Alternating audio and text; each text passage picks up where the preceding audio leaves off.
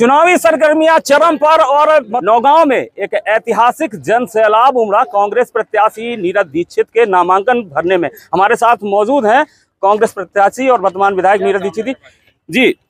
बुंदेली दर्पण में स्वागत है सर आपका। बहुत धन्यवाद। जिस तरीके से ये समर्थन, ये जन सैलाब, ये उत्साह कार्यकर्ताओं का, क्या कहेंगे पहले इसके बारे में? मैं इस विधानसभा के हर एक व्यक्ति को वंदन करता हूं, प्रणाम करता हूं, नमन करता हूं। हर एक माताओं बहनों को नमन करता हूं कि आज उन्होंने अपार जन समूह में आके हमें जो आशीर्वाद दिया, एक बहुत बड़ा आशीर्वाद का रूप है जो लगातार 5 साल से हमें देते चले आए हैं। 5 साल में 1.5 साल आपकी सरकार रही, बहुत कुछ करने को मन में रहा होगा, कुछ किया भी होगा। क्या नहीं कर पाए जो अब सबसे पहले करेंगे? अगर 1.5 साल की सरकार में बहुत कुछ प्रस्ताव बना के दिए थे, कुछ हुए, कुछ अधूरे हैं, कुछ काम चालू भी हैं। ऐसा नहीं है कि नहीं हो पाया। 1400 करोड़ की योजना इस विधानसभा को मिली थी 14 महीने की सरकार, 15 महीने की। अब सबसे पहला हमारा हरपालपुर है जो 30 गांव एक साथ हैं, जिसको हरपालपुर में जिसकी खरीदारी के लिए किसान जाता है और बाजार के लिए हरपालपुर जाता है, वहाँ तहसील की जरूरत है तो नौगांव तक भगते हैं, वहीं तहसील का काम, उनका राजस्व का काम वहीं हो। हरपालपुर की तहसील जो लाने का काम है। जिस तरीके से आप दूसरा पान अनुसंधान केंद्र जो हमारे कमलनाथ जी ने वचन पत्र में भी दिया, और पान निगम, विकास निगम, ये 2 मुद्दे थे जो मांग बहुत दिनों से हमारी चल रही थी, वो कमलनाथ जी ने अपने वचन पत्र में रखी है। और हमारी विधानसभा कृषि से जुड़ी हुई विधानसभा है। कृषि विश्वविद्यालय या कृषि विद्यालय इस नौगांव में खोलने की जो हमारी मंशा थी, उसको हम पूर्ण कराने का प्रयास करेंगे।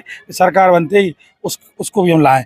साथ में स्वास्थ्य जो अस्पताल हमारा भी सिविल अस्पताल बनने लगा है, उसके बाद उस स्वास्थ्य व्यवस्थाओं को पूर्णतः सुधार करेंगे। क्योंकि कोरोना के समय हमने देखा है, हम अपने साथियों को प्रणाम करते हैं, कांग्रेस परिवार को प्रणाम करते हैं, जिन्होंने भर कोरोना में जब कोई घर से नहीं निकलता था वो हमारा साथ देते थे, हर मरीज के पास पहुंचते थे, हर एक सामान, चाहे ऑक्सीजन हो, चाहे जो असहाय निर्धन थे रोज़ की मजदूरी पर, उनके भोजन की व्यवस्थाएं हों, सब पहुंचाने का काम किया।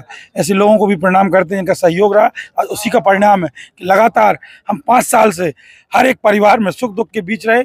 और परिवार ने, क्योंकि नेता किसी गांव को गोद लेते थे, और इस महाराजपुर विधानसभा के हर एक परिवार ने अपने इस बेटे, अपने इस सेवक को गोद लिया है। तो हमारा जो फर्ज है हम वो निभाते आए हैं, उनके सुख दुख के साथी बने, उनकी छोटी छोटी ज़रूरतों को पूरा कराना हमारा काम रहा है, वो हमने किया है। आज उसी का परिणाम है कि ये आशीर्वाद के रूप में जन समर्थन जो हमें मिला है। कांग्रेस हो या भाजपा, दोनों तरफ कहीं ना कहीं अंतर्कल है, विरोध है। अगर बात कांग्रेस की कर लें, कांग्रेस जो धड़ा फूटा है उसका कितना नुकसान? कांग्रेस परिवार हमारा एक साथ है।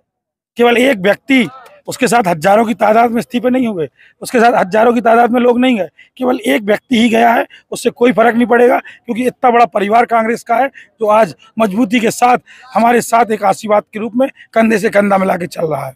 भाजपा में अगर कहा जाए तो फिर वही चिरपरिचित प्रतिद्वंदी हैं, हालांकि पिता की जगह बेटे आ गए, क्या कहेंगे? स्वाभाविक है, परिवारवाद, राजतंत्र को बढ़ावा देना भाजपा का काम रहा है और आज भी वही कर रही है।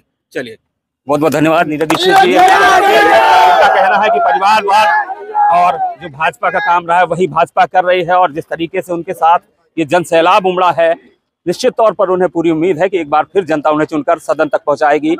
मैं बुंदेली दर्पण के लिए राजेंद्र सिंह, नौगांव से।